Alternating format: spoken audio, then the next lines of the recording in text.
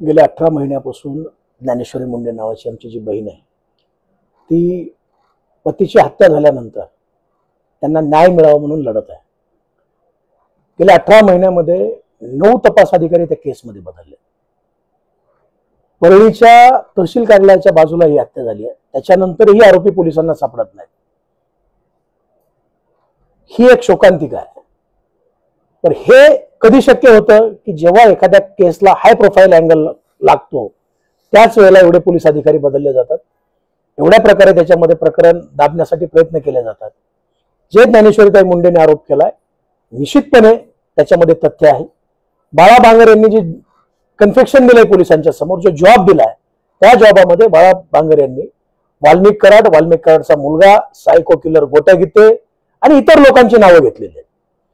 आतापर्यंत पोलिसांचं म्हणणं असं होतं की आम्हाला या घटनेच्या बाबतीमध्ये आय विटनेस किंवा ठोस अशी व्यक्ती सापडत नाही की ज्या व्यक्तीच्या समोर ही घटना घडलेली।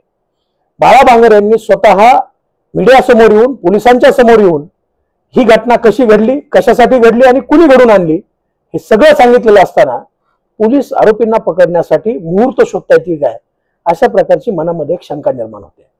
त्यामुळं परळीचा जो बंगला आहे त्या बंगल्यावरचा जो आका होता तो आका आता जेलमध्ये, तो वाल्मिक कराडनी फोन करून तो तपास थांबवला, अशा प्रकारची ज्ञानेश्वरीताई मुंडे यांची काल परवाचं त्यांचं म्हणणं मीही ऐकलंय। हे अत्यंत दुर्दैवी आहे आणि परळी आणि परळी परिसरामध्ये घडलेल्या सगळ्या घटना ह्या वाल्मिक कराडच्या अवतीभोवती फिरतायत आणि त्या दाबण्यासाठीचा प्रयत्न। पुढचं पाऊल जे काही असेल, आंदोलन असेल, त्यामध्ये तुम्ही सहभागी होणार आहात का, किंवा आता 1 महिन्याचा अल्टिमेटम दिले, तुम्ही काय आंदोलन उभारणार? त्याच्यामध्ये ज्ञानेश्वरीताई मुंडेंना सतीश फड नावाचा एक भाऊ होता। काल परवा बाळा बांगरांनी सांगितलं की मी तुमचा भाऊ म्हणून तुमच्या पाठीशी आहे आणि मी शिवराज बांगर म्हणून किंवा मी एक ज्ञानेश्वरीताई मुंडेंचा भाऊ म्हणून आता कायम त्यांच्या पाठीशी आहे। आता ही जी लढाई आहे याच्या अगोदर ज्ञानेश्वरीताई मुंडे, सतीश भाऊ फड, महादेव मुंडेंचे आई वडील आणि त्यांची लेकरं लढत होते। पण आता ही समाज म्हणून आमची नैतिक जबाबदारी आहे। आम्ही न्याय मागण्यासाठी समाजाच्या दारात जाणार आहोत। आज सकाळीच त्यांनी मनोजदादा जरांगे पाटील, लक्ष्मणजी हाके यांना आव्हान केलं की मला न्याय देण्यासाठी तुम्ही भूमिका घेतली पाहिजे।